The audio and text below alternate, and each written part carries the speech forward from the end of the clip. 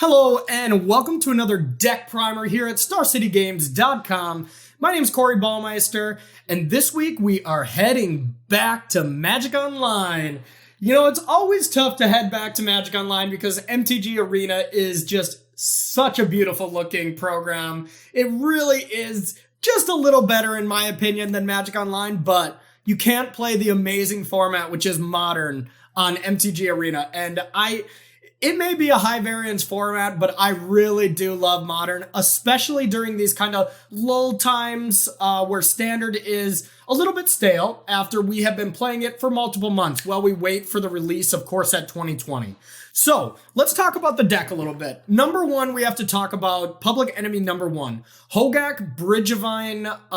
The Hogak Bridgevine deck is absolutely running rampant in Modern. Now, coming July 8th is a ban announcement, and it very well could get the ban in some regards. But until then, we are going to practice for a metagame that contains Hogak.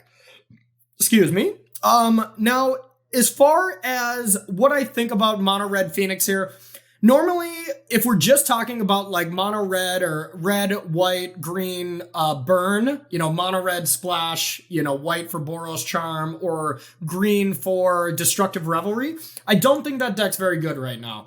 Just being able to burn people out just isn't fast enough. It's just not fast enough in this metagame. Hogak dominates those kind of decks, at least game one. Then, you know, it depends on how much hate they have. But the prowess mechanic that we have here is really what puts it over the edge. Being able to have the new additions of Lava Dart and Finale of Promise, something that Lava Dart is 2 spells in 1 for the low price of 1 mana. You go Lava Dart plus Sacrifice a Mountain, and if you have even 2 prowess creatures in play, you know, I mean, that's already 6 damage that this one spell is costing here.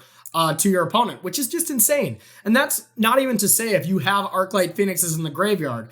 The deck, the ceiling on this deck is outrageously high, while the floor is pretty low because all these cards still do things on their own, and it's a very consistent deck because it is one color. So let's talk about the individual card decisions here. So we have 15 mountains, 3 red sacklands. Realistically, you can play any of the red. You can red, blue, red, white. Doesn't matter which ones you choose. I chose red, white because that's the ones I owned.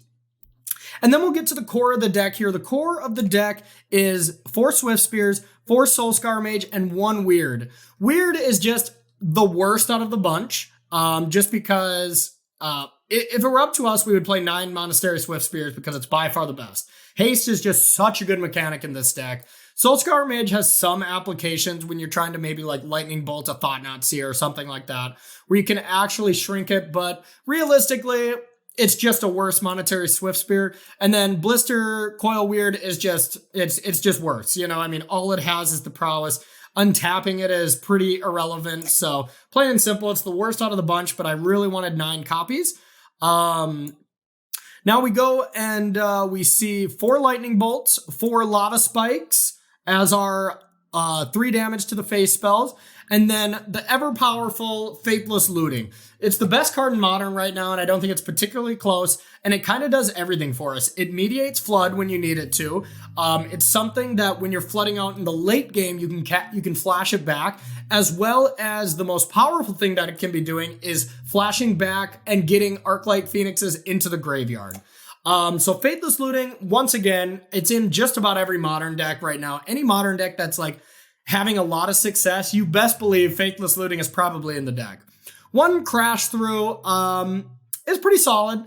Being able to give trample to your creatures is a relevant text. And if you just cast it later on in the game, it's a 1 mana cycler. You just cycle through, draw a card, triggers prowess, as well as late in the game, you can Finale of Promise to bring it back.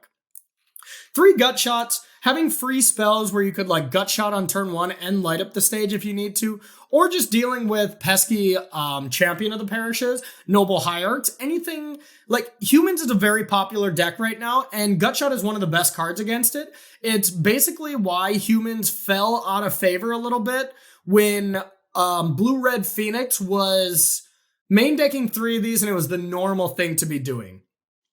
Move on to our 2-drops here. We got Metamorphose. Insane card to pair with Arclight Phoenix and Faithless Looting. Allows you to go turn 2 Faithless Looting, turn 2 Metamorphose, and then Faithless Looting, burn spell to the face, return an Arclight Phoenix. Very easy draw to do, and if you can pair that with a turn 1 prowess creature, you're going off. Light Up the Stage is insane. 1 mana divination. Do we even need to say more? I mean, just the card is insane in this deck. It's absolutely busted. We talked about Phoenix. This is an Arclight Phoenix deck. Notable though that it's much worse in this deck than it is in Blue-Red Phoenix. I've had trouble bringing back Phoenixes in this deck. Lava Dart has helped a lot and made it a lot more consistent, but don't get me wrong, Arclight Phoenix is not as good in this deck as it is in Blue-Red Thing in the Ice, traditional Arclight Phoenix.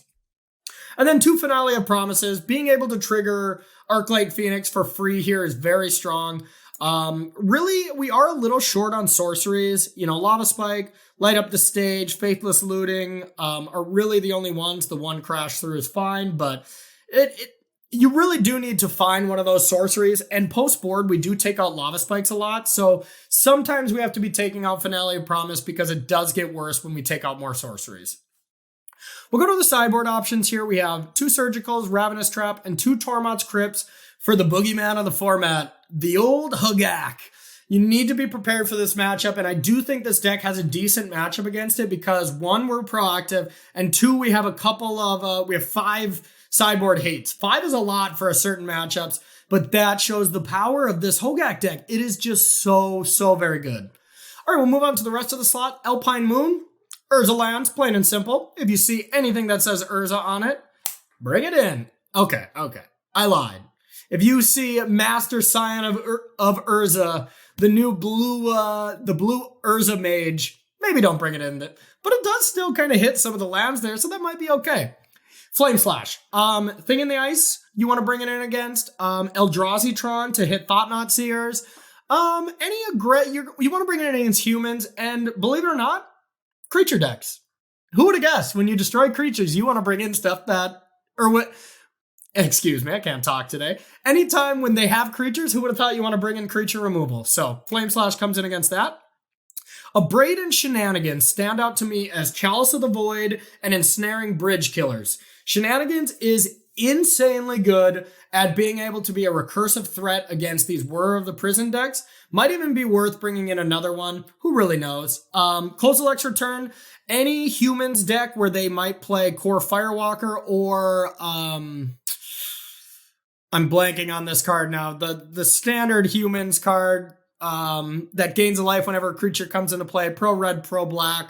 Sorry, it's not coming to me right now, but you bring it in against humans, of course, as well, because it is devoid. So it's not actually doing red damage to them, so it will be able to kill it through pro red.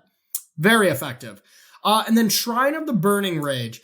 Anything where they can't effectively deal with artifacts, you bring this in. I bring this card in a lot just because it goes big, and it's kind of a hedge against an opponent that may be sideboarding just to beat what our deck is game 1.